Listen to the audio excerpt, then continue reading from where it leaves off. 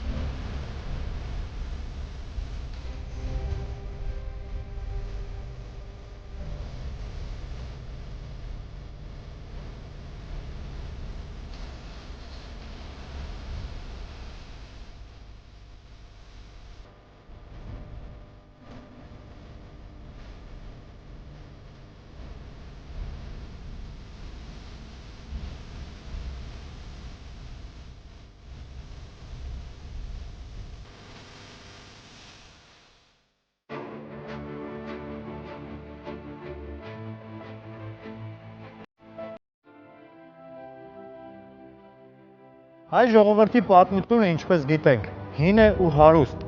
անցած ճանապարհը երկար, ապրած վիշտը խորը, խաղաղությունը քիչ, կորուստները շատ, բայց հույսը մեծ եւ անունը բարձր։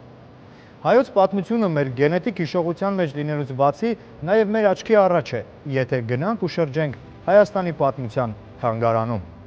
99 տարեկան այս թանգարանում ցուցադրվում է մեր երկրի ու նախնիների պատմությունը, քարի դարից մինչև 21-րդ դար։ Ինչպես է ստեղծվել Հայաստանի պատմության թանգարանը, ինչեր են պահպանվել եւ ցուցադրվում հին շրջանի դեմքերից ու դեպքերից։ Եկեք լսելուց բացի փորձենք նաեւ տեսնել հայոց պատմությունը։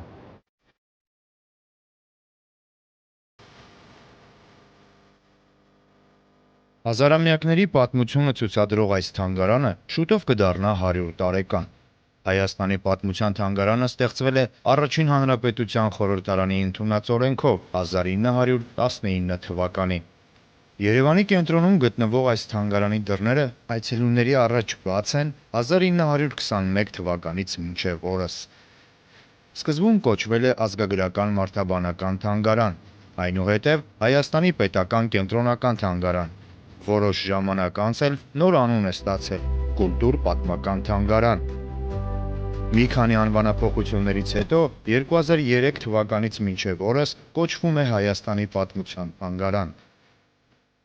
Հանրապետության միակ թանգարանն է, որտեղ ներկայացվում է հայ մշակույթի եւ հայոց պատմության ամբողջական պատկերը նախապատմական ժամանակներից մինչև մեր օրերը։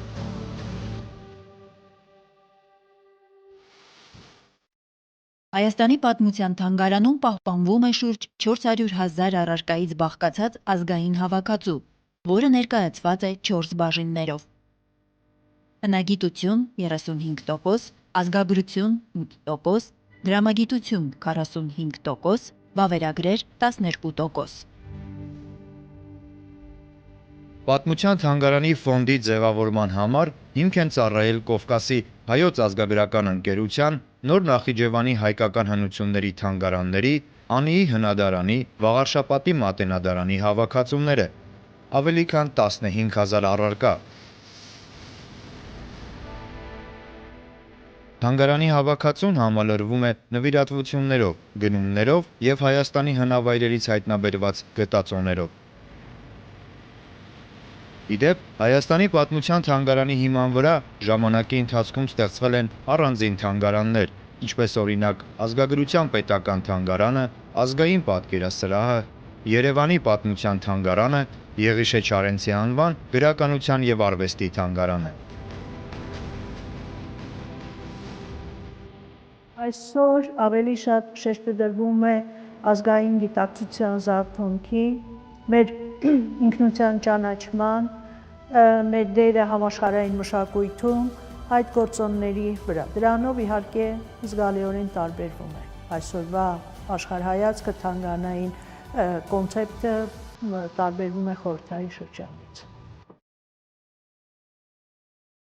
Հայաստանի պատմության թանգարանում կազմակերպվում են մշտական, ժամանակավոր եւ շրջիկ ցուցահանդեսներ։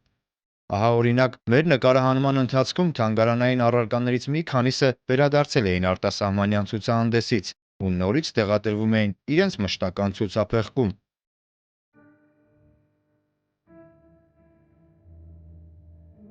Թանգարանի սրահների հերթականությունը եւ ցուցանմուշների հաջորդականությունը կազմակերպված է այնպես, որ այցելուն իր քայլերը սկսի հին քարի դարի գործիքների մոտից եւ ավարտի Հայաստանի պետական շքանշանների ու մեդալների մոտ, անցնելով 100 հազարավոր տարիների միջով։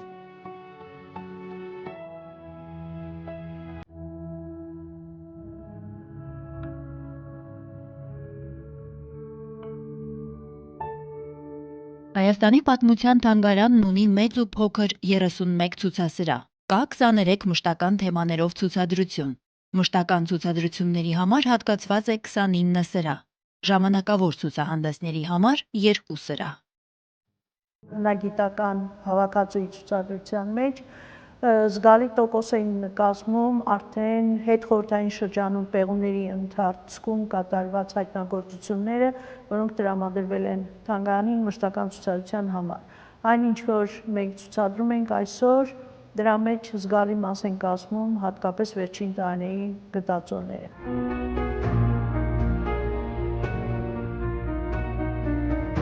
Պատմության թանգարանում ցուցադրվող իրերը մեզ պատկերացում են տալիս անցյալի մասին, իսկ ներկայում այդ իրերին կյանք են տալիս թանգարանային առարկաների վերականգնման բաժնի մասնագետները։ Այն բոլոր առարկաները, որոնք տեսնում ենք ու դեռ կտեսնենք, մինչև ցուցափեղկ հասնելը հատուկ խնամքի ճանապարհ են անցնում, որպեսզի երկար կյանք ունենան։ Վերականգնման բաժնում կատարվում է թանգարանային նմուշների վերականգնում, ամրակայում, պրոֆիլակտիկ մաքրում և կոսմետիկ մշակում, մի խոսքով այն ամենը, ինչ պահանջվում է կորստից փրկելու համար։ Թանգարանային առարկաների վերականգնման և ամրակայման բաժինը ստեղծվել է 1945 թվականին։ Լաբորատոր սենյակներում վերականգնվում են հնագիտական ազգագրական նոր շրջանի իրեր, մետաղյա առարկաներ, խեցեղեն, գործվածքներ։ Բոլոր ժամանակաշրջանները, տարածաշրջանները եւ նյութերն ընդգրկող առարկաների վերականգնումն այսօր գրեթե բոլոր կատարվում է վերականգնման բաժնում։ Վերականգնումը ամբողջ աշխարհում շատ արագ է զարգանում, տարբեր մեթոդներ, տարբեր տեխնոլոգիական նորամուծություններ որ կատարվում են եւ փորձում ենք, որ Հայաստանում էլ մեր թանգարանում էլ այդ նորամուծություններից ետ չմնանք։ Թանգարանային առարկաների վերականգնման և ամրակայման բաժինն ունի 2 լաբորատոր սենյակ։ Աշխատանքներում ներգրավված է 7 վերականգնող կոնսերվատոր։ Պատմության թանգարանի այս բաժնում են հաճախ վերականգնվում նաև այլ թանգարաններից բերված առարկաներ։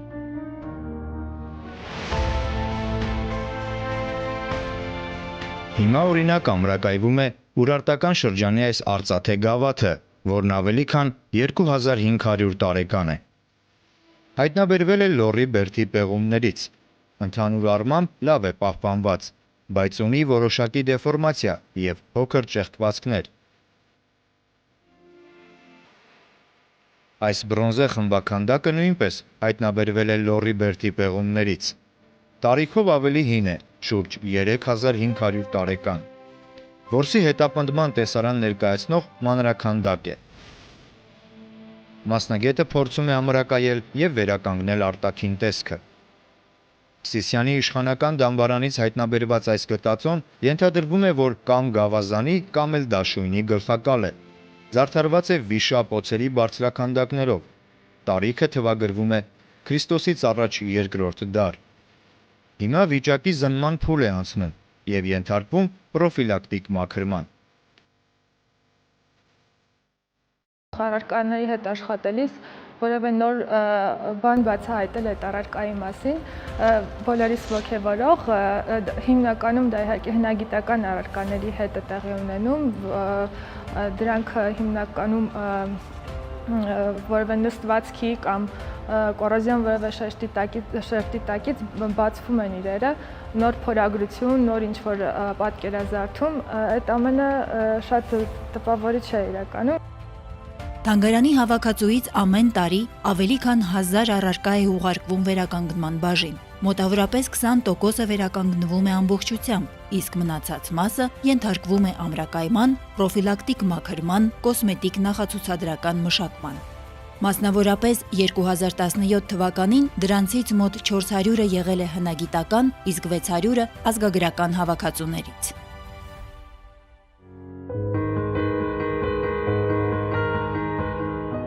Միջնադարյան այս գոտին հայտնաբերվել է Դվինում։ Արծաթից է, մետաղյա դետալները ամրացված են եղել գործվածքի կամ կաշվի կտորի վրա, որը չի պահպանվել։ Հիմա հեռացվում է կոռոզիան, ուղղվում են դեֆորմացված մասերը, լրացվում պակասող հատվածները։ Մյուս լաբորատոր սենյակում ընթանում են գործվածքների վերականգնողական աշխատանքները։ Օրինակ 19-րդ դարի վերջին պատրաստված այս խուրջինը ժամանակին իր տիրոջ կողմից տնային պայմաններում ենթարկվել է վերանորոգման, մաշված հատվածները կարկատվել են։ Հիմա արդեն ենթարկվում է մասնագիտական, թանգարանային վերականգնման։ Իսկ ահա այս մեկը փայտե հիմքով թաղիք է գլխարկե, զարդարված տարբեր մեծության ռուսական արծաթյա մետաղադրամներով, հասարակ ուլունքներով և կողքից կախվող փնջով։ Կոչվել է քոֆի, պատրաստվել Կարսում ավելի քան 100 տարի առաջ։ Կարծես հնագիտական առարկա է, որը ցուցադրվում է ցուցասրահներում, իրեն դիպչել չի կարելի, իր հետ որևէ կոնտակտ ցանկացած այլ մարդ իրավունք չունի ունենալ, իսկ դու պահում ես ձեռքերիդ մեջ ու այդ ամենը իրականում ինչ-որ ոգեղեն բան է ստեղծում, չգիտեմ, առարկայի ու վերականգնողի միջև։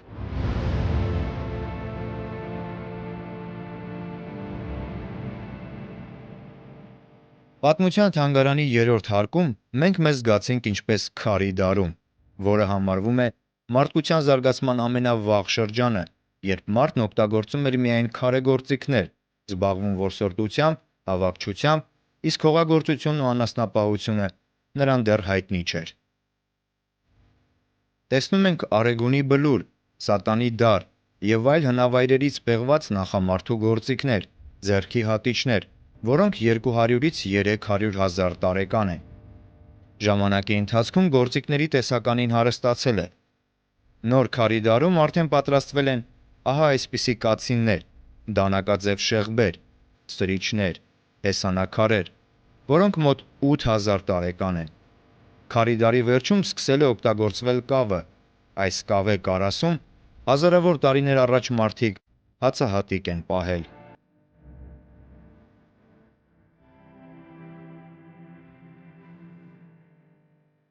Ասեմ, որ թանգարանը նաև դրանով շատ հետաքրքիր է նրա ծրագրերը, որ մենք միշտ գանքում ենք կարևոր պատմական դեպքերի, իրադարձությունների, հոբելյաններին, հասարակական պետական գործիչների եւ այլն։ Եվ ունենք հաճախ ենք սրահներում նաև կազմակերպում դասախոսություններ։ Վայոց ձորի թռչունների քարանձավ կոչվող տեղանքի հնագիտական պեղումների ժամանակ հայտնաբերվել է այս կաշվե ոտնամանը, որը համարվում է աշխարհի ամենահին կոշիկը։ Պատրաստված է կովի կաշվից, մոտ 5500 տարեկան է։ Հայտնի չէ սակայն տղամարդու թե կնոջ կոշիկ է։ Քարի դարից հասնելով վաղ բրոնզե դար, տեսնում ենք 5-ից 6000 տարի առաջ օգտագործված մարտական կացիններ, տեգի ծայրեր, նետասլաքներ։ Իսկ սա կավից պատրաստված ծիսական օջախ է, հայտնաբերված Շենգավիթի պեղումներից։ Օջախի մեջ մարդիկ կրակ են վառել և հին աստվածների համար կատարել կենդանիների զոհաբերություններ, պտուղների նվիրաբերություններ։ Օջախի վրա դրվել են ահա այսպիսի հմայաթասեր, որոնց մեջ լցվել է սրբազան խմիչքը։ Ենթադրվում է, որ դա եղել է գինին, մեղրաջուրը կամ տարբեր ծաղիկների թուրմեր։ Նկատեցինք, որ հմայաթասի մեջ պատկերված են տիեզերական խորհրդանշաններ՝ կեռ խաչ կամ սվաստիկա, շրջանակ, եռանկյունի։ Առաջին հայացքից սա կարող է կառք հիշեցնել, տեղից տեղ գնալու կամ ուղղակի զբոսնելու համար, բայց ոչ, սա այն ժամանակների դագաղներ, մոտ 3500 տարեկան։ Սրանով ուղարկավորել են ցեղապետներին կամ բարձր դասի մարդկանց։ Ամբողջությամբ փայտից է, պեղված Լճաշենի դամբարանադաշտից։ Մենք իհարկե ցավոք սրտի շրջելուց չեն կարողանում ամեն ինչի վրա կանգ առնել, բայց յուրաքանչյուր առարկայի շուրջ կարելի է ժամերով խոսել, ցույց տալով նրա բացառիկ աշխատանքը, բացառիկ ոճավորումը, բացառիկ զարդանախշային լուծումը, ինձ համար իհարկե բրոնզեդարյան մշակույթ է։ Դա իմ նախասիրությունն է, իմ նախապատվությունն է։ Միգուցե ուրիշի համար այս շքերտարածները լինեն, բայց ինձ համար բրոնզի դարյան մշակույթ է։ Թանգարանի մուտքի տոմս 2000 դրամ, կենսաթոշակառուների, փախստականների համար 1000 դրամ, ուսանողների համար 500 դրամ, աշակերտների համար 300 դրամ, էքսկուրսիա եւ բացատրություն օտար լեզուներով 5000 դրամ, էքսկուրսիա եւ բացատրություն հայերենով 3000 դրամ։ Հայաստանի Հանրապետության քաղաքացիների համար թանգարանի մուտքն անվճար է յուրաքանչյուր ամսվա վերջին շաբաթ օրը, ինչպես նաև օրենքով սահմանված մի շարք այլ դեպքերում։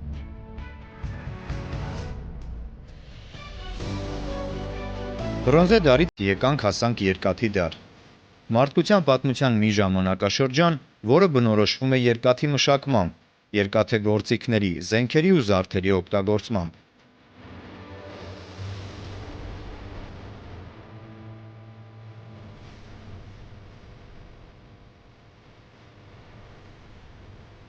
Հայկական լեռնաշխարհում երկաթի մշակույթը առավելապես զարգացել է ուրարտական ժամանակաշրջանում։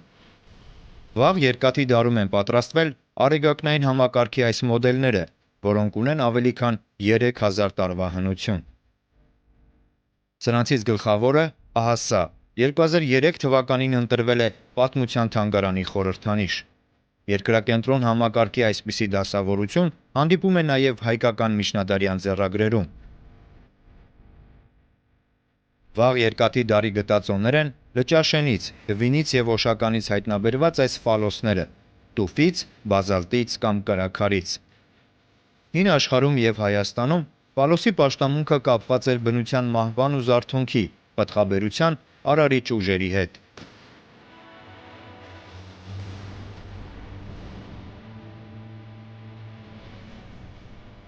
Պատմության թանգարանի սրահներից մեկը նվիրված է հին արևելքի հզոր պետություններից մեկին՝ Ուրարտուին կամ Վանի թագավորությանը։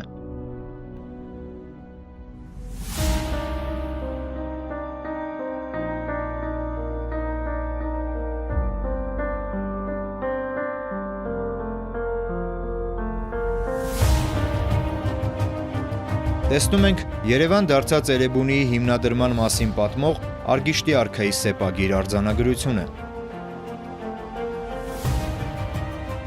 Շրջելով ուրարտական ցուցասրահում կնկատենք գինու այս խոշոր կարասները։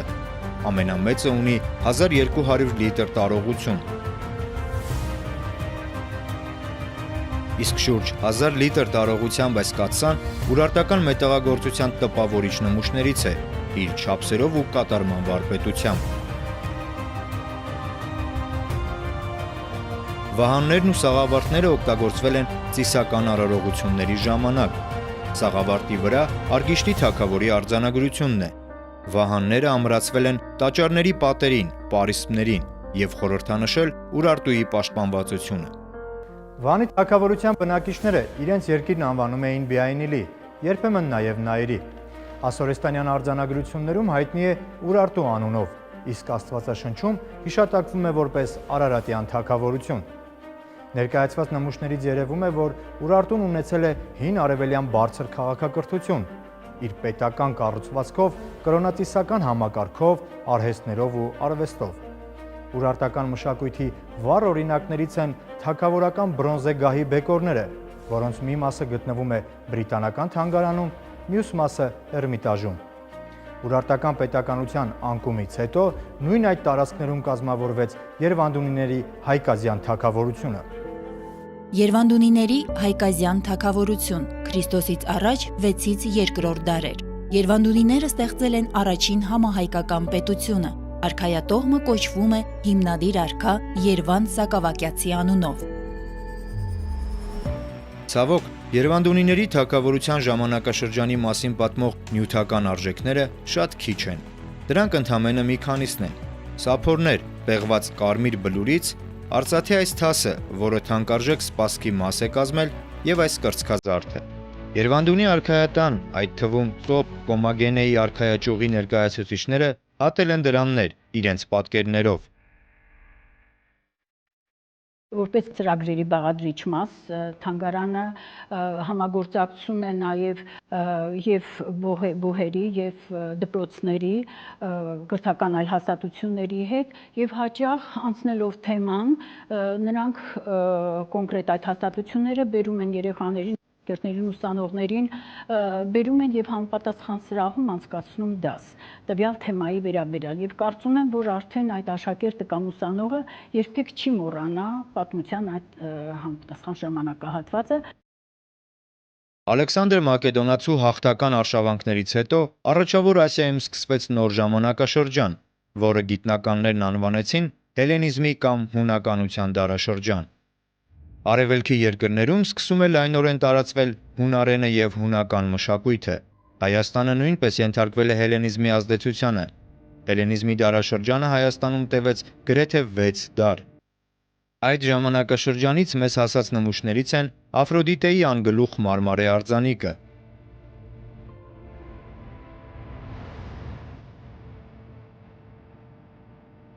Տաճարի քանդակազարդ բեկորները, ջրաղացի քարը։ Այդ ժամանակի շինություններից ցավոք պահպանվել է միայն Գառնիի տաճարը, որի մակետը ցուցադրվում է թանգարանում։ Հայ նշանավոր ճարտարապետ Թորոս Թորամանյանը Գառնիի հեթանոսական տաճարը բնութագրում էր որպես գեղարվեստի թագուհի։ Հայաստանի պատմության թանգարանն ունի 99 աշխատակից։ Զբաղեցնում է շուրջ 6000 քառակուսի մետր տարածք, որի մասնավորապես կեսը բաժին է ընկնում ցուցասրահների։ Երևանդունիներին հաջորդած Արտաշեսյանների թագավորության օրոք մեծ հայքը դարձավ հելենիստական խոշոր տերություն։ Արքայատոհմի հիմնադիր Արտաշես առաջինը մեծ հայքը բաժանեց 15 նահանգների եւ 120 գավառների։ Դրանց միջև ահա այսպիսի հողաբաժան սահմանակարեր տեղադրեց։ Արամեերեն արձանագրություն ունեցող այս սահմանակարերից 10-ը հայտնաբերվել են Սևանի ավազանից, Սիսյանից, Թեղուտից եւ այլ տեղերից։ Պիտի ասել, որ Արտաշեսյանների ժամանակաշրջանից մեր օրեր են հասել Սակավաթիվ իրեր, Զարթեղեն, Կնոջ արձանիկ, Լազուրիտե ափսե։ Հայկական թագավորություններից առաջինը, որն ունեցել է դրոշ, զինանշան, իսկ արքաները հատել են դրամ, եղել են Արտաշեսյանները։ Դրամների միջոցով է պահպանվել Արտաշեսյան թագավորների պաշտոնական դիմանկարները։ Արտաշեսյան դինաստիայի ամենահզոր թագավորը եղել է Տիգրան Մեծը։ Ահա սա նրա պատկերով արծաթե մետաղադրամ է, արքայից արքա գրությամբ։ Տիգրան Մեծի օրոք հատվել են արծաթե եւ պղնձե մետաղադրամներ Արտաշատի ու Տիգրանակերտի դրամահատարաններում, ինչպես նաև Սիրիայի քաղաքներում, Անտիոքում, Դամասկոսում։ Դրամներ են հատվել նաև Տիգրան Մեծից հետո։ Արտաշեսյան վերջին թագավոր Տիգրան IV-ի ժամանակ հատված դրամի վրա կա նաև Էրատո թագուհու պատկերը։ Արտաշեսյաններից հետո հայ ազգային դրամների թողարկումը մի քանի դար դադարեց։ Մեծ հայքում Արտաշեսյանների թագավորությունը տևել է շուրջ 2 դար։ Նրանց հաջորդած Արշակունյաց արքայատոհմն իր թագավորությունը կարողացավ պահպանել շուրջ 4 դար։ Արշակունիների տիրապետությունը հայ ժողովրդի կյանքում նշանավորվեց երկու բախտորոշ իրադարձությունով՝ քրիստոնեության ընդունումով եւ գրերի գյուտով։ Արշակունի թագավորներին առնչվող գտածոներ ցավոք չկան թանգարանի հավաքածուի մեջ։ Պահպանվել է միայն Տրտադ II թագավորի հունարեն արձանագրությունը այս քարի վրա, որով տեղեկացվում է, թե Տրտադ թագավորը Նիկ քաղաքը նվիրաբերում է քնթունիներին։ Բավական հարուստ ցուցադրություն ունի քրիստոնեական կրոնին ու մշակույթին առնչվող ցուցասրահը, կան 4-ից 9-րդ դարերի հայկական քրիստոնեական արվեստի եզակի նմուշներ, որմնաքանդակներ, հուշակոթողներ, թևավոր խաչեր։ Իսկ այս մեկը հին Ջուղայի հայկական գերեզմանատնից բերված խաչքար է, որը փաստորեն փրկվել է ադրբեջանցիների վանդալիզմից։ Իսկ այս քառանիստ կոթողները տեղադրվել են եկեղեցիների, վանքերի բակերում, որոնց շուրջ հավատացյալները ծիսական պտույտներ են կատարել։ Դրանք աչքի են ընկնում խաչելության եւ աստվածամոր պատկերագրությունով, ինչն արդեն այդ ժամանակների համար բացառիկ երևույթ էր։ Սա այն վանքի դուռն է, որը հիշարժան տեղ ունի հայդուկային կռիվների շարքում։ Արևմտահայության մարտական ոգին բարձրացնելու նպատակով 1901 թվականին Անդրանիկն ու Գևորգ Չաուշը մի քանի տասնյակ հայդուկներով իջնում են Սասունից եւ ամրանում Մշո Սուրբ Առաքելոց վանքում։ Այդ բացահայտ մարտահրավերով նրանք փորձում էին սուլթանին հասկացնել, որ պայքարը շարունակվում է։ Իդեպ Գևորգը իր Չաուշ մականունը ստացել է հենց այս կռվի ժամանակ։ Թուրքական զորքերը չնայած թվային մեծ գերակշռության չկարողացան գրավել վանքը։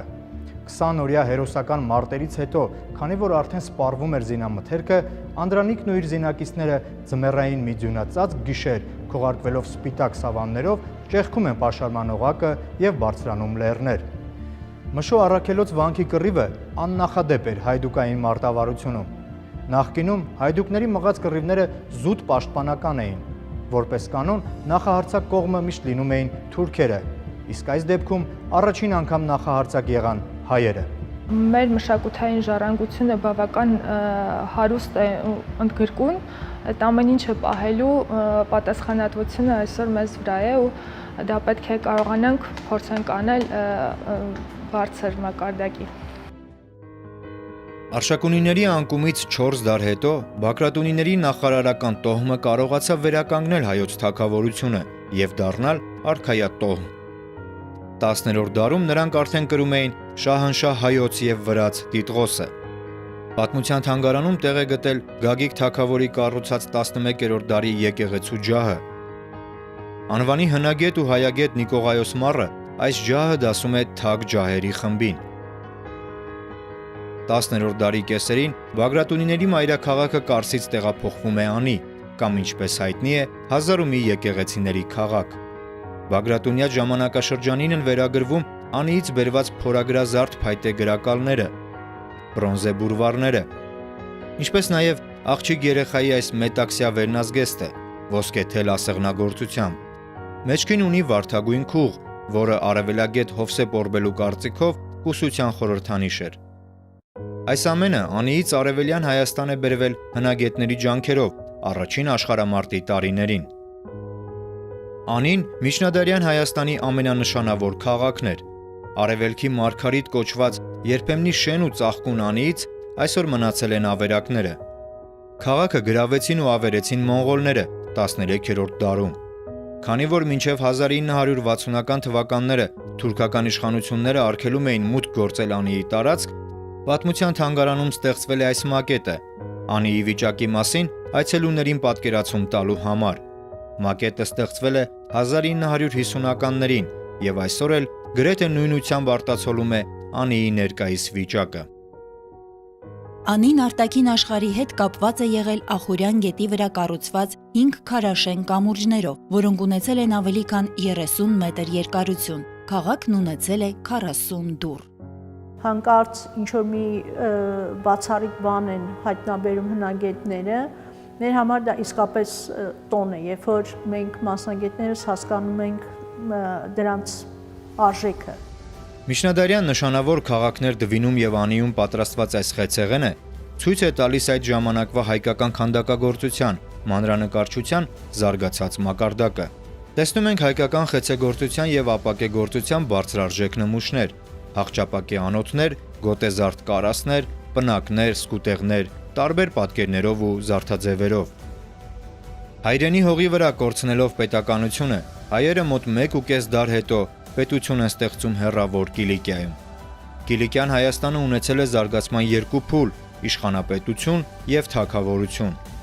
Ցավոք, հայկական Կիլիկիայի նյութական արժեքներից քիչ բան է պահպանվել։ Ուշագրավ է փղոսկրյա բռնակով այս դաշույնը, որը վերագրվում է Լևոն 5-րդ թագավորին։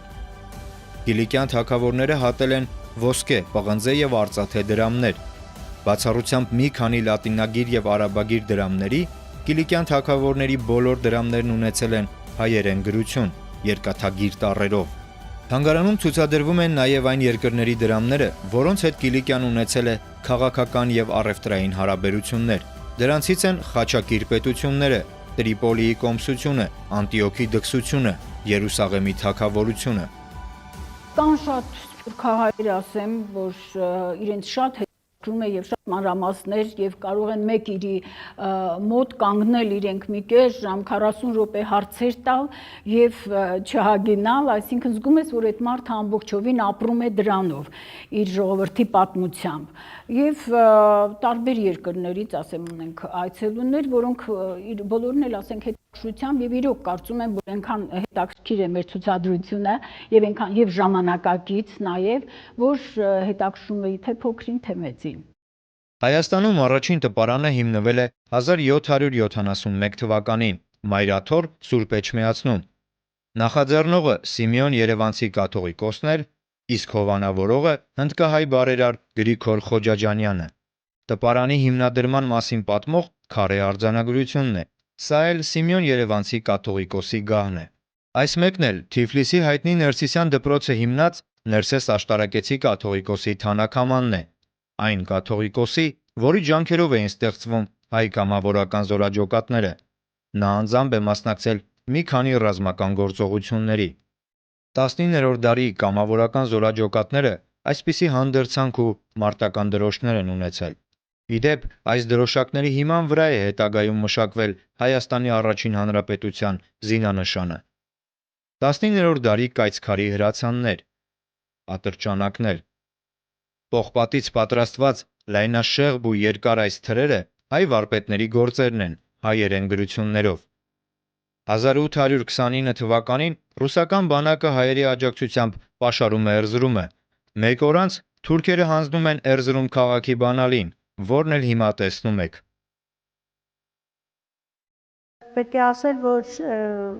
ի վերջո մեր օրենքը գործում է, որ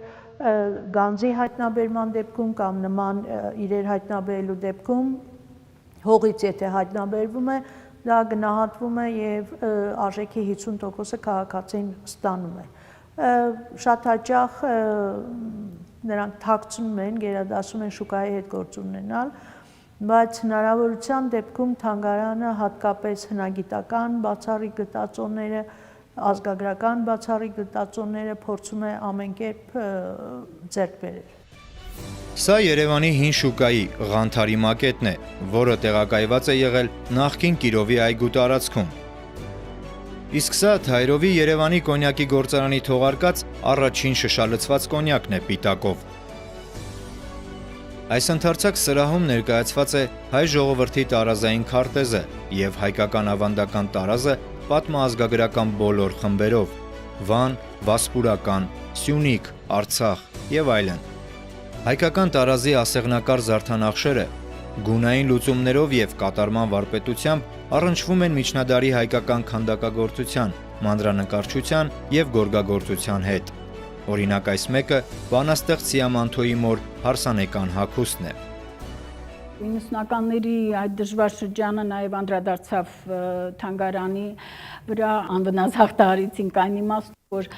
կարծում եմ որևէ նյութ չտուժեց շատ։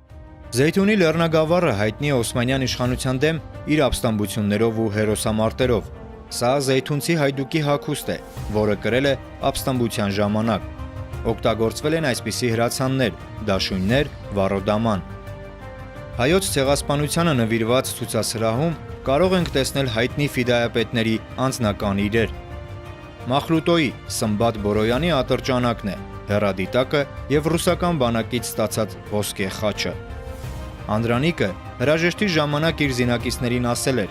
«Ձեզ բոլորիդ հոգուս չափ սիրեցի, բայց իմ ամենասիրելի քաջը եղավ Զորավար Մախլուտոն»։ Սրանք Սեբաստացի Մուրադի դաշույններն են։ Իր զինակից կայծակ առաքելի հետ նա զբաղվել է գերեվարված հայ որբերին գնելով եւ նրանց կյանքը փրկելով։ Նշանաբանը մեկ հայ, մեկ ոսկի։ Հայկական 6-րդ կամավորական գնդի հրամանատար Հայկ Բժշկյանցի թուրը, Սև Քարեցի Սաքոյի ատրճանակը, Վանի ինքնապաշտպանության ղեկավարներից Արմենակ Եկանյանի սուրը։ Զորավար Անդրանիկի իրերն են։ Մեկը իր մարտական թուրն է, իսկ մյուսը Եգիպտոսի հայերի նվիրած Ադամանդակուր սուրը, որի վրա փորագրված են Անդրանիկի բոլոր հաղթած ճակատամարտերի անունները։ Իսկ այս գոբելենը պատրաստվել է հայկական Գողգոթայի, Դերզորի ճանապարհին ցեղասպանության զոհերի հագուստների ծվեններից, որոնք հավաքել է Գրիգոր անունով մի մարդ եւ գաղթի ճանապարհին գործել։ Գերմանացի գրող Արմին Վեգների բնորոշմամբ 1915 թվականին հայերը մեռնում էին աշխարհում եղած բոլոր մահերով։ Գիտեք, Սփյուռքից մեծ մասը արևմտահայության սերունդներն են, որ Սփյուռքում ապրում են, դրա համար մեր Թանգարանի համար դա բացառիկ նմուշներ են, որ Թանգարանը ստանում է, որովհետև մի բան է Արևելյան Հայաստանում արշավախմբեր կազմակերպել եւ ինչ-որ բաներ ձեռք բերել, Արևմտյան Հայաստանը այսօր բարդ է ինչ-որ ձևով մեզ համար համալրել այդ շրջանի այդ տարածքներին նյութերով, դրա համար այդ առումով Սփյուռքի նվիրատվությունները մեզ համար բացառիկ նշանակություն ունեն, կարևորություն ունեն։ Հայաստանի պատմության թանգարանը պատրաստվում է մայիսյան հերոսամարտերի եւ Հայաստանի առաջին հանրապետության 100-ամյակի հոբելյանական ցուցադրություններին։ Այժմ ցուցադրված են 1918 թվականին մայիսյան հերոսամարտերում օգտագործված զենքեր, Մաքսիմ տեսակի գնդացիր եւ այլն։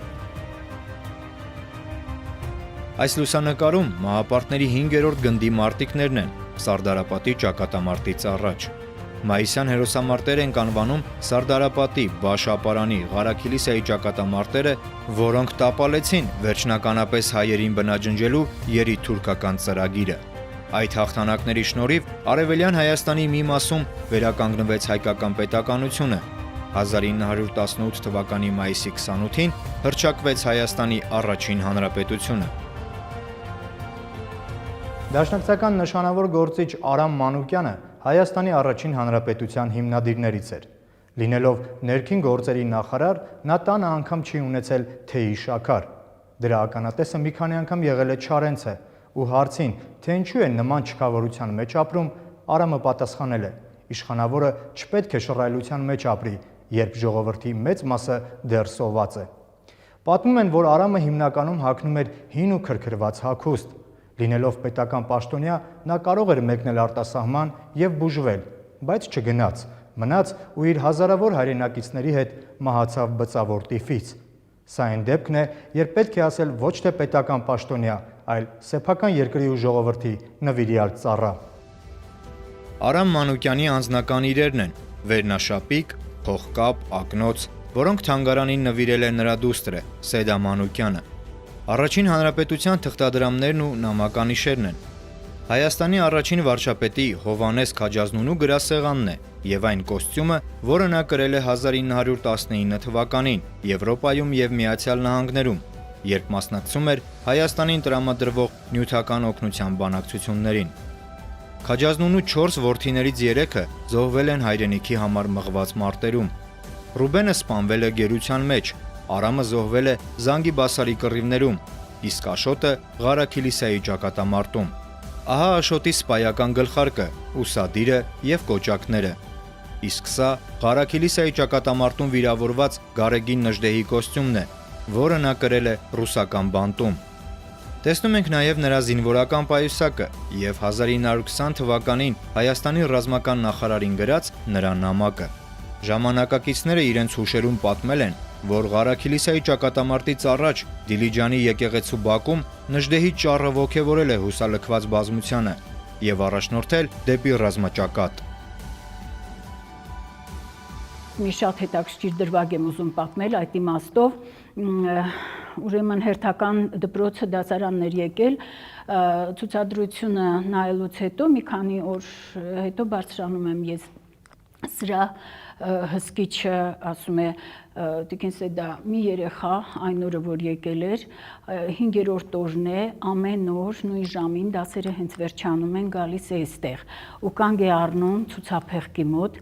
որտեղ Նժդեհի ցուցափեղկն ենք ցուցադրում եւ այնտեղ ունենք անձնավկայությունից ուրեմն հատվածներ Նժդեհի, ասում է, այս երեխան անգիր էր անում եւ վերջին օրը որ եկել էր, ասել էր, ես ես որ խնդրեմ, ես անգիր ասեմ, դուք ստուգեք, ճիշտ եմ ասում թե ոչ։ Սա փոքրիկ դրվագ է, բայց ասող է, որովհետեւ իրոք երևում է, որ այդ սերունդը կրթվում է նաեւ թանգարանում։ Հայաստանի առաջին հանրապետությունը կարճ կյանք ունեցավ։ 1920 թվականի նոյեմբերի 29-ին Կարմիր բանակը մտավ Հայաստան ու երկիրը հռչակեց Խորհրդային սոցիալիստական հանրապետություն։ Խորհրդային կարգերը Հայաստանում հաստատվեցին ու մնացին 71 տարի։ սովետական Հայաստանի առաջին կառավարության առաջին նախագահը Ալեքսանդր Մյասնիկյանն էր, որը վաստակեց ժողովրդի սերը եւ բարի անուն թողեց։ Ահա նրա գրասեղանը եւ անձնական որոշ իրեր։ Նա չկա այլևս։ Մյասնիկյանի մասին գրել է Ավետիք Իսահակյանը Մարտիրոս Սարյանին։ Ամենալավ հայերից մեկը, ամենախելացի ու ամենաբարի բոլշևիկը։ Նա հայության պաշտպանն էր ներկա դառը ժամանակներում։ Ափսոս, անհուն ափսոս, ինչ կարճ կյանք ունեցավ եւ ինչ մեծ գործ կատարեց։ Մոտ 100 տարի առաջ օգտագործվում էին ահա այսպիսի հեռագրական ապարատներ եւ հեռախոսներ։ Սրանք սովետական Հայաստանի շքանշաններն են, թղթադրամներն ու նամականիշերը։ Ուշագրավ է, որ դրանցում պատկերված են Արարատը, Անին։ Ակնհայտ է, որ ժողովրդի հոգում ոչ հավատն էր կորել, ոչ էլ հույսն էր մարել իր կորցրած հայրենիքի հանդեպ։ Պատմության թանգարանի ցուցասրահներից մեկը նվիրված է Երկրորդ համաշխարհային պատերազմին։ Այստեղ կտեսնեք լեգենդար Թամանյան դիվիզիայի հրամանատար Նվեր Սաֆարյանի համազգեստը։ Թամանյան դիվիզիան ազգային դիվիզիաներից միակն էր, որ հասավ Բեռլին եւ մասնակցեց քաղաքի ազատագրմանը։ Ցուցադրվում են նաեւ Ծովակալ Իսակովի եւ Մարշալ Բաղրամյանի զինվորական համազգեստները։ Հետպատերազմյան տարիներին խորհրդային Հայաստանում ծաղկում ապրեց մշակույթը, զարգացավ տնտեսությունը։ Այս երկու բանալիներից մեկը խորհրդանշում է Մեծամորի ատոմակայանի բացումը 1977 թվականին, իսկ մյուսը Երևանի մետրոպոլիտենի բացումը 1980 թվականին։ Զբոսաշրջիկային կազմակերպություններ, որ կազմակերպում են զբոսաշրջիկների այց, անպայման ընդգրկում են Պատմության թանգարանը եւ Պատմության թանգարանը Մատենադարանի, Ցեղասպանության թանգարանի հետ միասին ամենահաճախ այցելվող թանգարանն է, որտեղ միայն այստեղ կարող են ամբողջությամբ ծանոթանալ պատմությանը։ Ինչ վերաբերում է մեր քաղաքացիներին, պետք է ասել, որ վերջին շրջանում քաղաքացիների հետաքրքրությունը թանգարանի նկատմամբ ավելի է մեծացել, դա ցույց է տալիս, որ քաղաքացին աստիճանաբար չի ամփոփվում իր կենցաղային հոգսերի մեջ եւ փորձում է ինչ-որ չափով դուրս գալ այդ հոգսերից նաեւ մշակութային օջախներ այցելելով եւ ուրախալի է, որ մենք շատ հաճախ ունենք մենք այցելություններ, երբ որ ասենք երկու սերունդ պապիկը, տատիկը թորնիկների հետ այցելում են ծանոթացնելու համար։ Խորհրդային միության փլուզումից հետո Հայաստանը հռչակվեց անկախ հանրապետություն։ Ահա անկախության հռչակագրի բնօրինակը, ընդունված 1990 թվականի օգոստոսի 23-ին։ Իսկ սա այն գրիչն է, որով ստորագրել են հռչակագիրը Հայաստանի Գերագույն խորհրդի նախագահ Լևոն Տեր-Պետրոսյանը եւ քարտուղար Արա Սահակյանը։ Այս շեփորը լուր վիճակում գուցե քչերին է ծանոթ, բայց նրա հնչյունները շատերն են լսել հանրահավաքների ժամանակ։ Սա այն շեփորն է, որով Արցախյան շարժման տարիներին ազդարարվում էին հանրահավաքները Ազատության հրապարակում եւ Մատենադարանի բակում։ Այդպիսով շեփորը դարձավ անկախության շարժման խորհրդանիշերից մեկը։